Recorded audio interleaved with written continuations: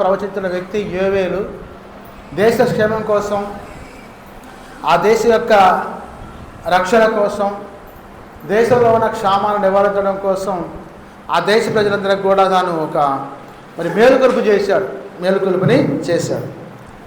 ఆయన page number 752 page, యోవేలు గ్రంథము 1:14, 752 page, యోవేలు 1:14 తీయండి. 1:14. ఉపవాస దినమును ప్రతిష్ఠించుడి, వ్రత దినాన్ని ఏర్పరచుడి, యెహోవాను బ్రతిమాలుకొనుటకై పెద్దలను దేశంలోని జనులందరినీ మీ దేవుడని యెహోవా మందిరములో సమకూర్చుడి అన్నాడు. అంటే మనందరూ ఇప్పుడు ఏం చేసామంటే వాళ్ళ బల్లారదన అని చెప్పి ఉపవాసంగా కూడుకుంటే బైబిల్ గ్రంథంలో బల్లారదన గురించి పస్కా విందు ప్రధానంగా తెలియజేయబడ్డది. ఆ పస్కా విందు రోజున యేసుప్రభు వారు తన యొక్క ఆ యొక్క రొట్టె విరిచి శిష్యులకు పంచిపెట్టి తన శరీరంగా భావించమని చెప్పాడు. ద్రాక్షరసం ఇచ్చి నా యొక్క రక్తంగా భావించమని చెప్పాడు. నేను వచ్చే వరకు మీరు జ్ఞాపకం చేసుకొని దీన్ని ఆచరించమని చెప్పాడు. ప్రియ సహోదరి సహోదరులారా, దేవుని యొక్క ఆజ్ఞ ప్రకారము మనం ఉపవాస దినాన్ని ప్రతిష్ఠించాల్సిన అవసరం ఎందుకు వచ్చిందంటే, శిష్యులు అన్నారు వచ్చి, కొంతమంది బయట వాళ్ళు వచ్చి ఆ శిష్యులతోటి, ఏమయ్యా యేసుప్రభు వారి శిష్యులు ఏంటి ఉపవాసం ఉండడం లేదు, మీ యేసుప్రభు ఉపవాసం ఉండడం లేదేంటి అని చెప్పి అడిగారు. యేసయ్య అన్నాడు, పెళ్లి కుమారుడు మీతో ఉన్నప్పుడు మీరు ఎలా ఉపవాసం ఉంటారయ్యా, విందులో పాలుపంచుకోవాలి కదా, పెళ్లి కుమారుడు పరమకి ఎగినప్పుడు అప్పుడు మా వాళ్ళు కూడా ఉపవాసం ఉంటారని చెప్పారు. అంటే నేనే దేవుడనై దిగొచ్చిన తర్వాత ఇంకా ఉపవాసాలు ఎందుకు, మీ హృదయవాంఛలు నెరవేర్చి మేలుతో నింపేవాడు నేను కదా అని చెప్పి ప్రభు యొక్క మాటకి అర్థం. అంటే ఉపవాస దినంలో ఆయన ప్రతిష్ఠించినప్పుడు, వ్రత దినాన్ని ఏర్పరిచినప్పుడు యెహోవా మందిరంలో సమకూర్చమని చెప్పి యోవేలు ప్రవక్త చెప్పాడు.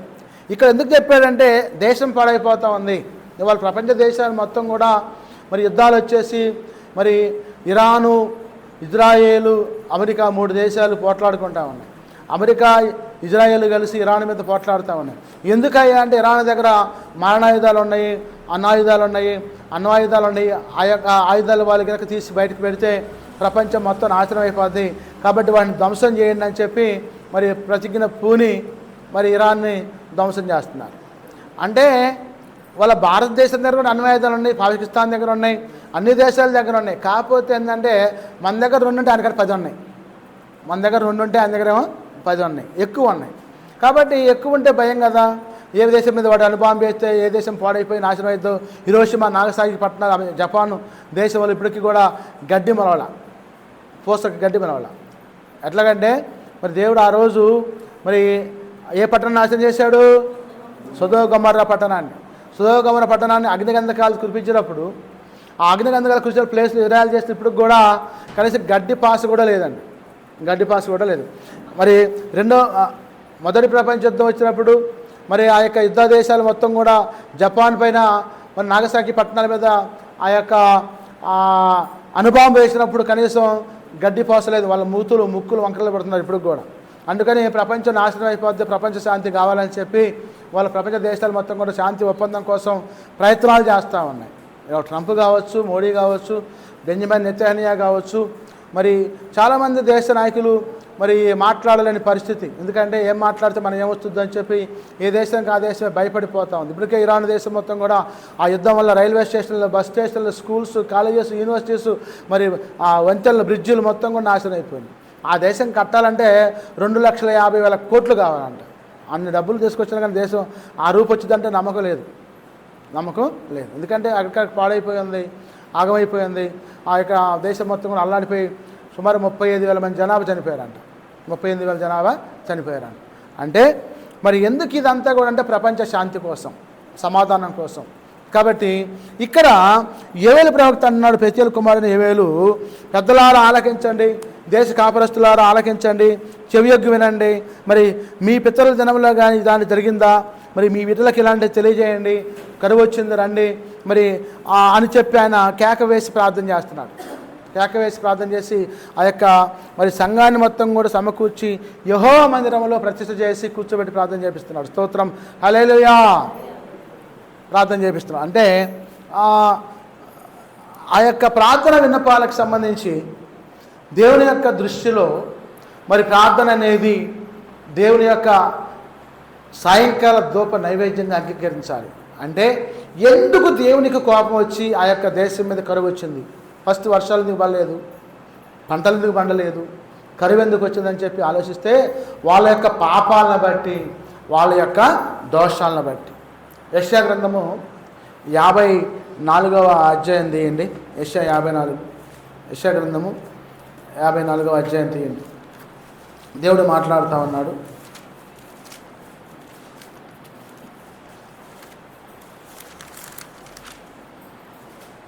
చూడండి, మరి ఆయన పరిశుద్ధమైన సన్నిధిలో నాటబడ్డ మొక్కలమైన మనల్ని దేవుడు మాట్లాడుతున్నాడు వాక్యం ద్వారా. ఒక్కసారి పరిశీలిద్దాం. యెషయా గ్రంథం 53 తీశారా? 53 తీశారు. అంటే ఇక్కడ వాక్యము మాట్లాడే అంశంలో ప్రతి విధమైన ప్రార్థన విన్నపాలు దాగినాయి. 59 తీయండి. 59 తీయండి. 59 తీయండి. రక్షింప నేరకి ఉండినట్లు యెహోవా హస్తము కురుచ కాలేదు, విననేరక ఉండినట్లు ఆయన చెవులను మందము కాలేదు. మీ దోషములను మీకును మీ దేవునికి అడ్డముగా వచ్చను, మీ పాపములు ఆయన ముఖమును మీకు మరుగుపరచను, కనుక ఆయన ఆలకింపకున్నాడు. స్తోత్రం, హల్లెలూయా. అంటే ఇప్పుడు దేవుడు రక్షించలేక ఉండలేదు, రక్షించలేక కాదు, కాకపోతే ఆయనకి మనకి ఏమంట వచ్చినాయి? పాపాలు దోషాలు. అంటే మన పాపాలని క్రీస్తు అనే రక్తము చేత కడుక్కోవాలి. క్రీస్తు శిలువపై కాచిన రక్తం చేత మన పాపాలను దోషాలను కడుక్కొని కప్పుకోకుండా ఒప్పుకోవాలి. అంటే కప్పుకోవడం అంటే ఏంటి, ఒప్పుకోవడం అంటే ఏంటి? మీకు అనుమానం రావచ్చు. కప్పుకోవడం అంటే లోపల పాపం ఉంటుంది, దాచుకుంటాడు, బయటకేమో ప్రార్థన చేస్తూ ఉంటాడు. లోపల పాపం ఉంటుంది, దాచుకుంటాడు, బయటకేమో ప్రార్థన చేస్తాం. అంటే మరి ఎప్పుడు మీకు కుళ్ళిపోయిన ఒక పండు మీకు ఇచ్చానుకోండి తినమని, పైకేమది నిగనిగలాడితే బాగా ఉంది, అబ్బా మంచి పండు ఇచ్చింది కావాలి అయ్యగారు అని చెప్పి నువ్వు తీసుకొని కసుకన కొరికావు. ఆ పండు ఏమైందండి తింటే? చెడు రోత కంపు, వాసన కంపు కొట్టి ఇస్త్రీ అక్కడ పడేస్తాం. అమ్మా, కాబట్టి దేవుడు కూడా నీ హృదయం కుళ్ళిపోతే, నీ పాపాలు నీ లోపలుంటే, నువ్వు మందిరానికి వచ్చి పవిత్రపరుచుకొని స్నానం చేసి తలగపరుచుకొని కూర్చున్నా కానీ దేవుడి యొక్క హస్తం వచ్చరికి ఏమవుద్దంట? నీ యొక్క శరీరం కంపు కొట్టుద్దంట, ఆ కుళ్ళిపోయిన పండులాగా గబ్బు కొట్టుద్దంట. అందుకే వాక్యం మాట్లాడుతూ ఉంది, మీ పాపాలని మీ దోషాలని కప్పుకోకుండా ఒప్పుకోండి. సమరయ స్త్రీ వచ్చింది, యేసు ప్రభు వారు యాకోబు బావి కాడ కూర్చొని ఉన్నాడు. మరి మధ్యాహ్నం 12 గంటలప్పుడు వచ్చి నీళ్ళ కోసం వచ్చింది. మరి ఎవరు కూడా ఆ సమయంలో నీళ్ళకి రారు, అందరూ పొలాలు పోయే టైం అది, అందరూ కూడా పనులు చేసుకొని పొలాలకు వెళ్తారు. కానీ ఆమె ఎప్పుడు వచ్చింది? మధ్యాహ్నం 12 గంటలు వచ్చింది. అంటే ఆ టైంలో ఆమె ఆ మంచినీళ్ళ కోసం ఎందుకు రావాల్సిన అవసరం వచ్చింది చెప్పండి? సమరయ స్త్రీ పొద్దున్న 6 లేకపోతే 10 లోపలనో వచ్చి నీళ్ళు తీసుకొని పోవచ్చు. ఎందుకు వచ్చింది అట్లా? ఆ టైంలో జనం ఎవరు ఉండరు కాబట్టి. ఎందుకంటే మరి జనం ఉంటే నా కంపాచనమే మునష్టపుదానా, ఎన్ని కొంపలాడుస్తావే, ఎన్ని కుటుంబాలు పాడు చేస్తావని అని చెప్పి ముఖాన్ని ఉమ్మేసి తిడతారని చెప్పి భయం.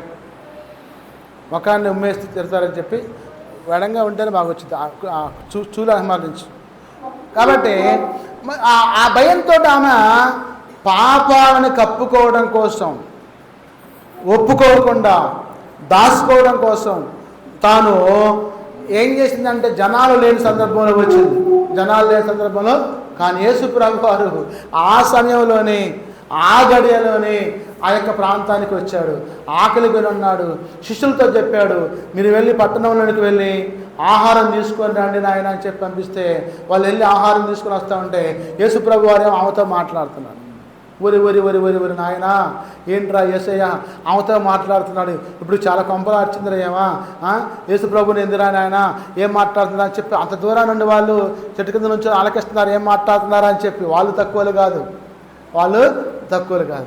ఆయన అంటాడు, అమ్మా నేను ఇచ్చే నీళ్ళు నువ్వు తాగితే నీకు దప్పిక కాదు, దాహం కాదు, నిత్య జీవాన్ని ఇస్తా, జీవజలాన్ని ఇస్తా అని చెప్పంటే ఆమంటది, అయ్యా రోజు వచ్చి ఈ బాయికాడికి నీళ్ళు తీసుకొని పోలేకపోతున్నా, ఆ యొక్క జీవజలాన్ని నాకు ఇయ్యా, మా ఇంట్లో పెట్టుకుంటా, నేను ఆ నీళ్ళు ఓడతా ఉంటే తీసుకొని తాగుతూ ఉంటా అని చెప్పి స్తోత్రం హల్లెలూయా. ఆ ఊరడి నీటి ఓట యేసుప్రభు, ఆ ఊరడి నీటి ఓట యేసుప్రభు అంటే పరిశుద్ధాత్మ ప్రార్థన. అంటే యేసుప్రభు వారి యొక్క మాటల్లో జీవం ఉంది, నిత్య జీవం ఉంది. ఆయన అంటున్నాడు, అమ్మా ఆ యొక్క ఊరేడి ఓట నీకు కావాలంటే నీ పెనిమిటిని తీసుకొని నా తల్లి నీకు ఇస్తానని చెప్పాను. ఆమె అంటది, ఆమె తక్కువది కాదు, ఇంకొంచెం వెనక పెట్టాలి, ఆమె తక్కువది కాదు, మరి నాకు పెనిమిటి లేడయ్యా అన్నది. లేని మాట వాస్తవమే తల్లి, నీకు 5 పెనిమిట్లు ఉండాలని చెప్పింది. వాహమ్ము ఏనేంది, అసలు మా ఇంటికి రాలా, మా ఊరు రాలేదు, మరి ఊరు బయట కూర్చున్నాడు, మరి మొత్తం చెప్పేస్తానని చెప్పి బోర్ నేర్చి కాళ్ళ మీద పడ్డదా, కాళ్ళ మీద పడ్డది. ఇక ఆమె అంటది, అయ్యా నువ్వు ప్రవక్తవని నేను ఎరుగుదును, ఆనాడు మా పెద్దలు చెప్పారు మెస్సయ్య వస్తారని చెప్పి, మరి అని చెప్పంటే ఆ మెస్సయ్యను నేనే అన్నాడు. స్తోత్రం హల్లెలూయా. ఆ మెస్సయ్య అని నేనే అన్నప్పుడు వెంటనే ఆమె తాను తెచ్చిన కొండని అక్కడ వదిలిపెట్టేసి, తన కొండ అక్కడ వదిలిపెట్టేసి ఊర్లోకి వెళ్ళిపోయి, సుకార్ అనే గ్రామంలోకి వెళ్ళిపోయి గ్రామం మొత్తాన్ని తీసుకొచ్చి కూర్చోబెట్టిందని. స్తోత్రం హల్లెలూయా. అంటే ఆ క్షణంలోనే ఆ సమరయ స్త్రీకి క్షమాపణ వచ్చింది, ప్రాయశ్చిత్తం వచ్చింది, పశ్చాత్తాపం వచ్చింది. ఆమె యేసు యొక్క బిడ్డగా అంగీకరించబడింది. స్తోత్రం హల్లెలూయా. అంటే పాపం అనే కొండను విడిచిపెట్టింది, అపవిత్రమనే కొండను విడిచిపెట్టింది, అబద్ధాలనే కొండను విడిచిపెట్టింది, మోసాలనే కొండను విడిచిపెట్టింది, దొంగతనాలనే కొండను విడిచిపెట్టింది, వ్యభిచారం అనే కొండను విడిచిపెట్టింది, మోసం అనే కొండను విడిచిపెట్టింది, దోషం అనే కొండను విడిచిపెట్టింది, పాపం అనే కొండను విడిచిపెట్టింది, పరిశుద్ధను అంగీకరించింది. స్తోత్రం హల్లెలూయా. ఎప్పుడైతే పరిశుద్ధను ఆమె అంగీకరించిందో యేసు ప్రభు వారికి మరి మెస్సయ్య వచ్చాడు, రండి రండి రండి జీవజలం ఇస్తా అంటున్నాడు. మన ఊరు వచ్చాడు, యాకోబు బావి ఇక్కడ ఉన్నాడు అని చెప్పి సుకార్ అనే గ్రామం మొత్తం తిరిగి కేకలేసి చెబుతూ ఉంటే, ఇదేంట్రా నాయన ఈ అందగత్తి ఎప్పుడు ఊళ్ళోని మరి ఇంట్లో నుంచి బయటికి రాదు, వాళ్ళు బయటకు వచ్చి కేకలేస్తుంది ఏంది, ఆశ్చర్యంగా ఉందని చెప్పి ఆమె చెప్పే మాటలను బట్టి ఆశ్చర్యపోయి బయటకు వచ్చారు జనం. ఎప్పుడు వాళ్ళు బయటకు వస్తే ఎలా ఉంటుందంటే ఆశ్చర్యంగానే ఉంటుంది. ఎప్పుడైతే ఆ స్త్రీ బయటకు వచ్చిందో అందరూ ఆశ్చర్యపోయి యేసయ్య దగ్గరికి వచ్చి కూర్చొని, యేసు ప్రభు వాళ్ళందరూ కూడా పాప క్షమాపణ గురించి, పశ్చాత్తాపం గురించి, మారు మనసు గురించి, రక్షణ గురించి, ప్రాయశ్చిత్తం గురించి, పరలోక రాజ్యం గురించి, నరకం నుంచి తప్పించబడడం గురించి బోధించాడు. 2 రోజులు సువార్త ప్రకటించబడింది. ఆ గ్రామం మొత్తం కూడా రక్షించబడింది. స్తోత్రం హల్లెలూయా. గ్రామం మొత్తం కూడా రక్షించబడ్డది. అంటే క్రీస్తు మాట ద్వారా లోబడి తన పాపపు కుండలు విడిచిపెట్టి పరిశుద్ధులుగా మార్చబడ్డది సమరయ స్త్రీ సుకర్ అనే గ్రామంలో. ప్రియ సహోదరి సహోదరులారా, మరి ఏరే ప్రవక్త కూడా తన యొక్క వాక్యం ద్వారా మాట్లాడుతూ ఉన్నాడు. భోజనాన్ని విసర్జించండి రా నాయన, అయా సంఘాన్ని సమకూర్చండి రా, ఉపవాస దినాన్ని ప్రతిష్ఠించండి రా. మరి ఆయన యొక్క హస్తము కుర్చకాలేదు నాయన, రక్షింప నేరక యుండనట్లు యెహోవా హస్తము కుర్చకాలే, విననేరక యుండనట్లు ఆయన చెవులను మందము కాలే. మీ దోషాలు, మీ పాపాలు అడ్డుగా ఉన్నాయి. ఇప్పుడే మీ దోషాలని, మీ పాపాలని కప్పుకోకుండా ఒప్పుకోండి, ప్రభువుని అంగీకరించండి అని చెప్పి మాట్లాడినప్పుడు ఆ దేశం మొత్తం సమకూర్చి దుఃఖించుచు కన్నీరు కారుస్తూ మనస్ఫూర్తిగా అంతఃపురంలోంచి పెళ్లి కుమారుడు పెళ్లి కుమార్తె బయటకు వచ్చి ఉపవాసం ఉండి చిన్నలు పెద్దలు స్త్రీలు పురుషులు దుఃఖించి ప్రలాపించారు. వాళ్ళ పంట అంతా గొంగలి పురుగు వచ్చంట తినేసిందంట. వాళ్ళ పంట అంట నాశనం అయిపోయిందంట, ద్రాక్షరసం అయిపోయిందంట.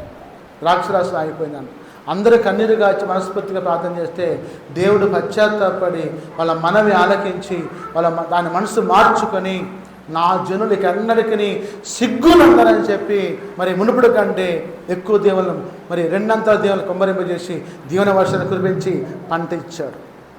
మరి మనం ప్రార్థన చేస్తున్నాం. పోయిన 14వ తారీఖు చేసాం, గత మాసం 3 రోజులు ఉపవాసం ఉన్నాం.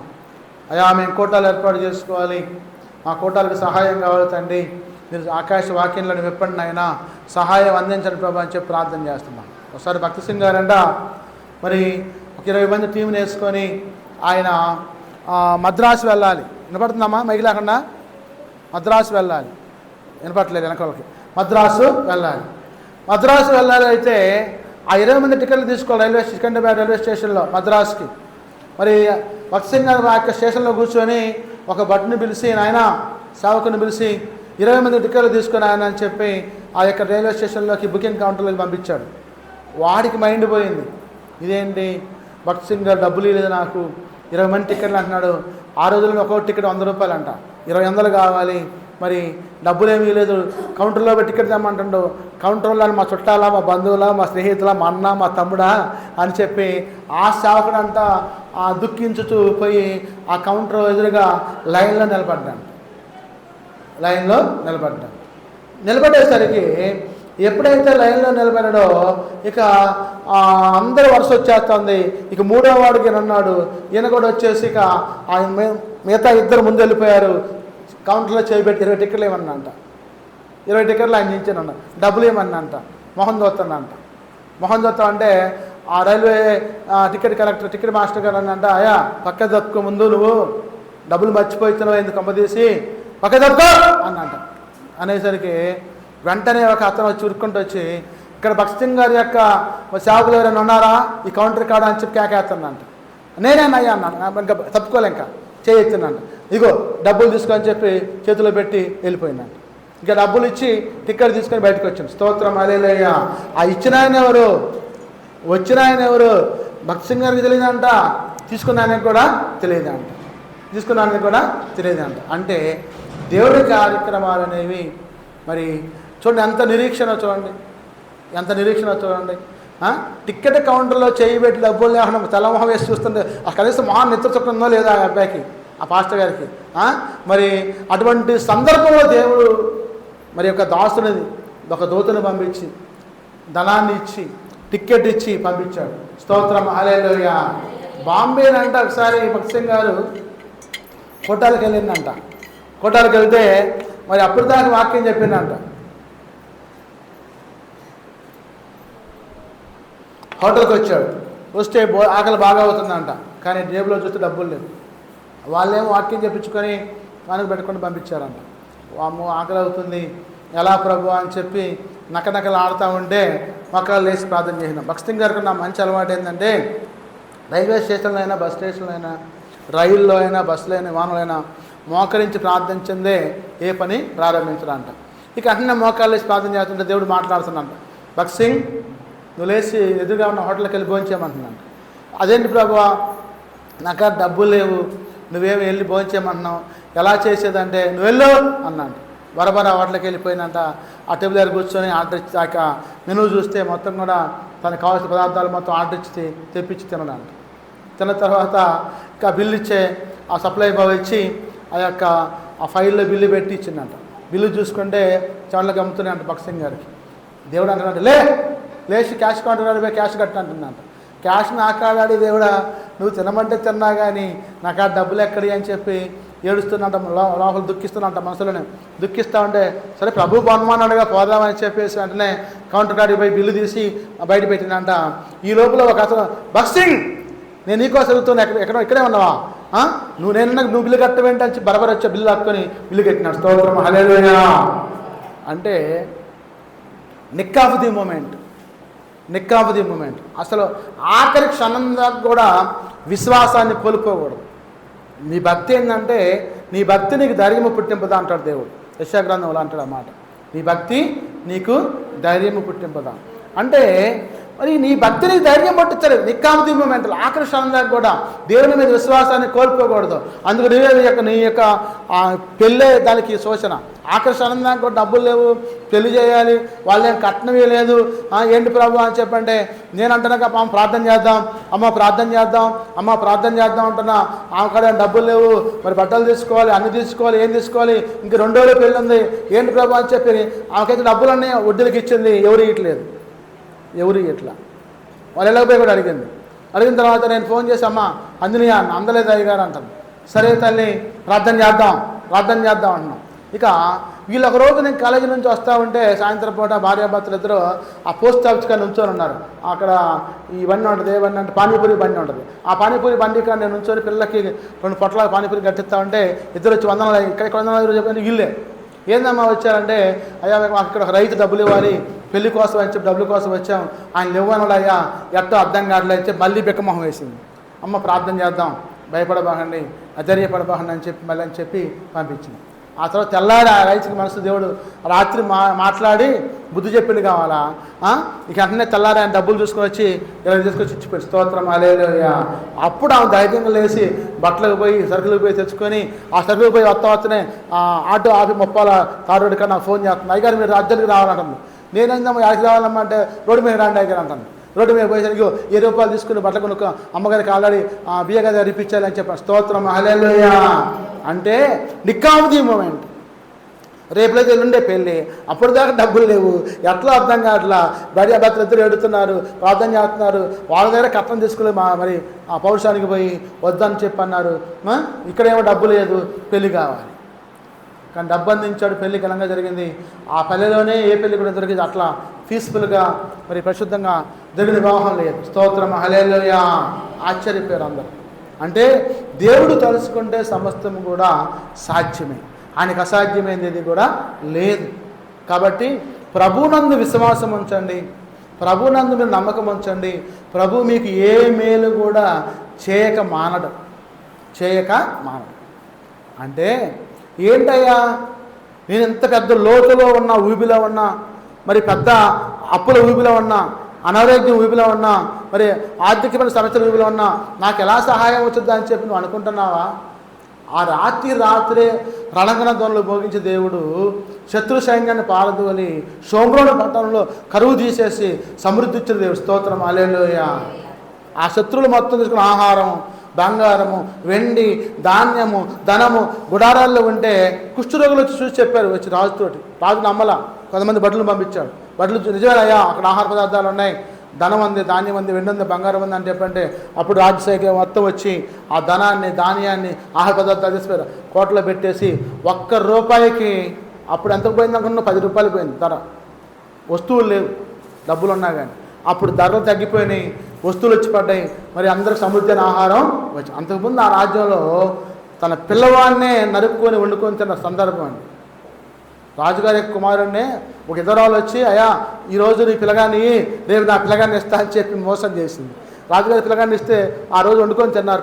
పొద్దున్నే రాజుగారు ఆమె పిల్లగాని మా అమ్మని చెప్తే నా పిల్లడు కనపట్లేదు, ఎడిపోయిండు, మాయమైపోయిందని చెప్పింది. ఇక రాజు పిచ్చెక్కి ఆ శోభనుడి కోట ఎక్కి, కోట గుమ్మం ఎక్కి, బొడ్లు పూసుకొని, గుణబెట్ట కట్టుకొని ప్రార్థన చేసుకుంటూ ఏడుస్తూ ఉన్నాంట.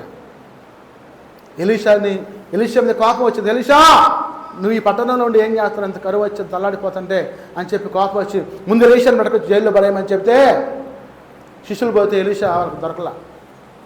ఎలీషా అంటాడు, నరహంతకుడా నీ కొడుకునే నువ్వు చంపుకొని తిన్నవరా అని చెప్పిస్తారు.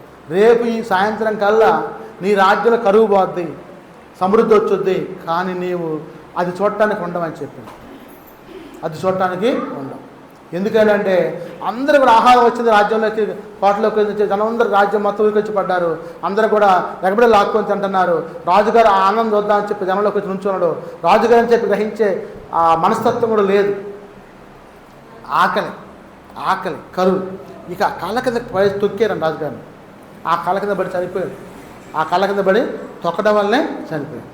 చూసారా, ఒక రాజుగారు దైవజనులను దూషిస్తే ఏమొచ్చింది?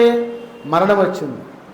ఒరే నరహంతకుడా, రేపు సాయంత్రం నీ రాజ్యంలో కరువు ఉండదు, కానీ నీ ఉండమన్నాడు, నీవే ఉండమని చెప్పాడు. కాబట్టి నా ప్రియ సహోదరులారా, దేవుని యొక్క దాసుల యొక్క పాదం అంట, స్వార్థ పడించే వారి పాదములంట పర్వతం మీద అంట సుందరములై ఉన్నాయి అంట. స్తోత్రం హల్లెలూయా. అంటే సేవకుడు అనేవాడు ఎక్కడుంటే అక్కడ సమృద్ధి ఉంటుందండి, జీవం ఉంటుందండి, అభివృద్ధి ఉంటుందండి, మరి ఐశ్వర్యం ఉంటుందండి, మరి శాంతి ఉంటుందండి, సమాధానం ఉంటుందండి. స్తోత్రం హల్లెలూయా. నేను ఈ గ్రామం వచ్చినప్పుడు అండి, ఈ గ్రామం పెద్ద కరువు అండి, అన్నానికి కూడా జరగదండి. వీళ్ళకి కనీసం ఆ రంగరంగ కొరకే 2 గేదెలు ఉన్నాయి. అవి కూడా తప్పిన గేదెలు వచ్చి కట్టేసి మేపుకుంటుందంట.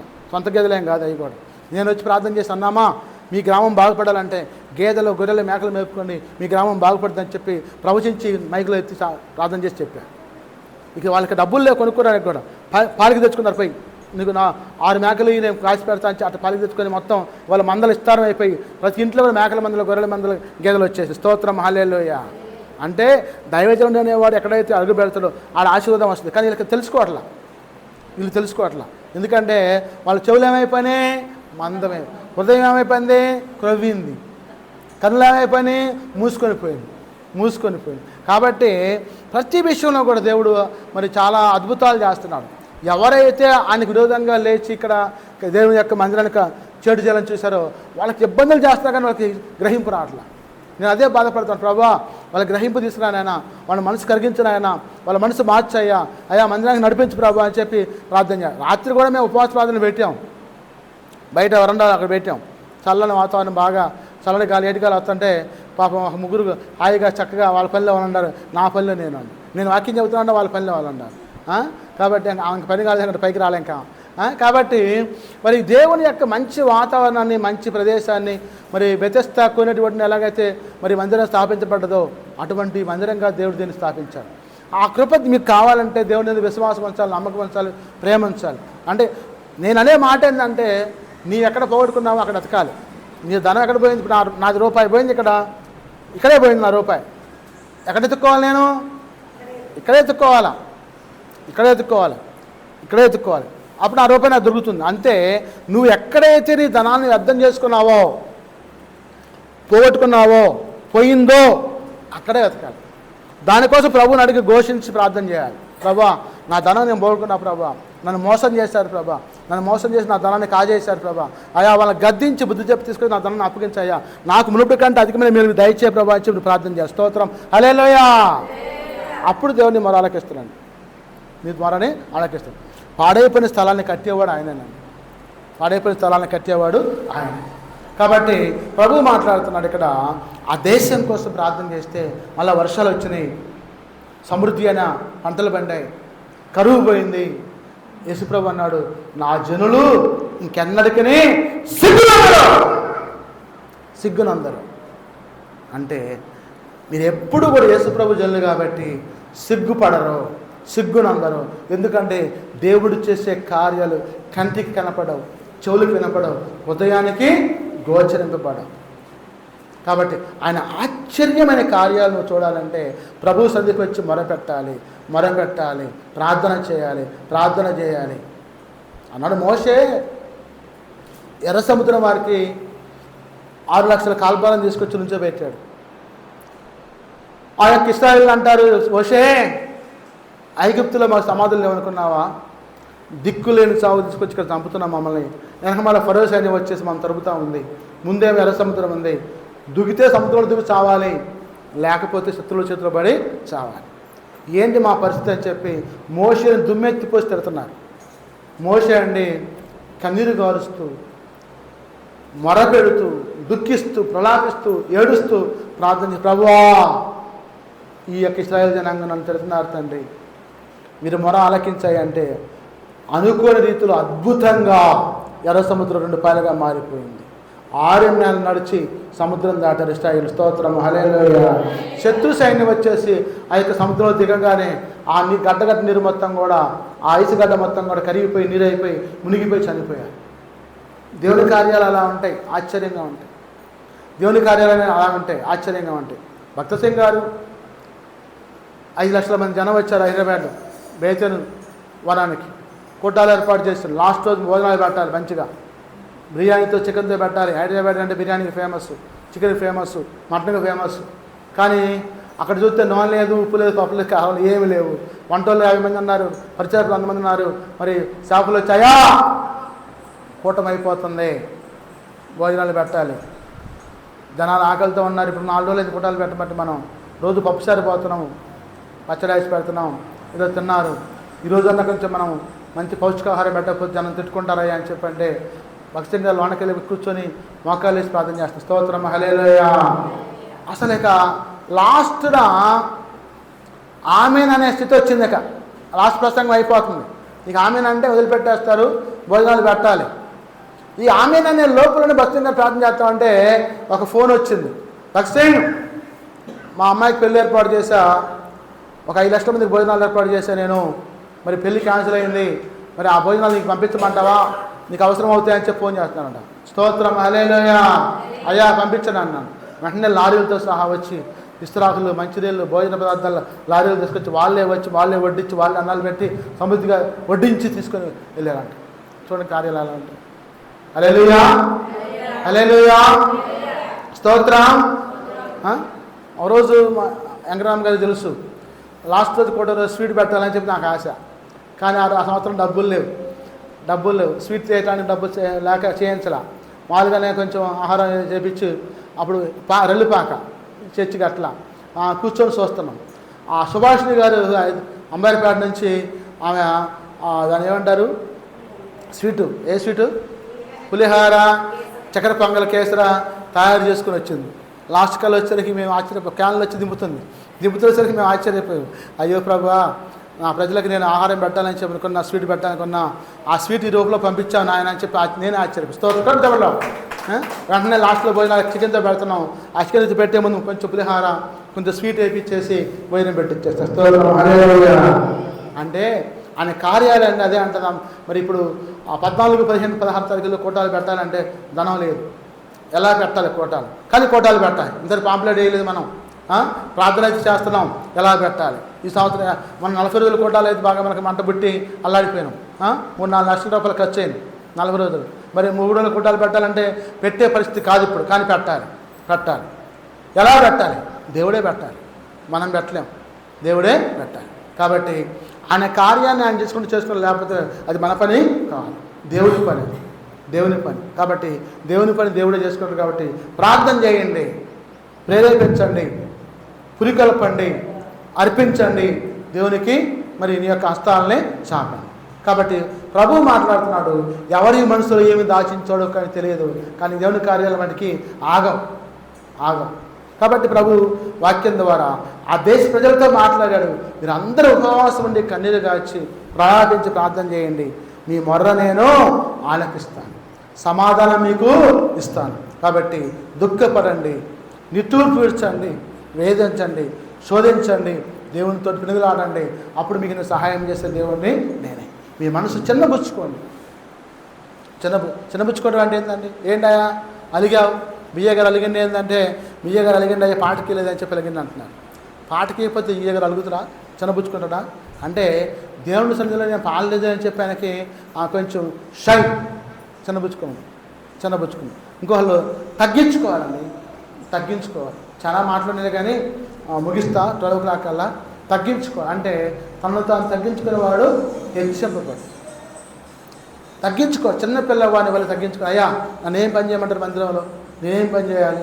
ఓడమంటారా, లేకపోతే ఆ టాయిలెట్స్ వెళ్ళి కడగమంటారా, లేకపోతే పట్లేయమంటారా, లైట్లు కట్టమంటారా, అన్నాలు పెట్టమంటారా, మంచులు పోయమంటారా అని దేవుని పనిలో ఏ పని అయితే నీకు దేవుని ద్వారా ఉందో ఆ పని నువ్వు చేస్తే నీ పని దేవుడు చేస్తాడు. స్తోత్రం, హల్లెలూయా.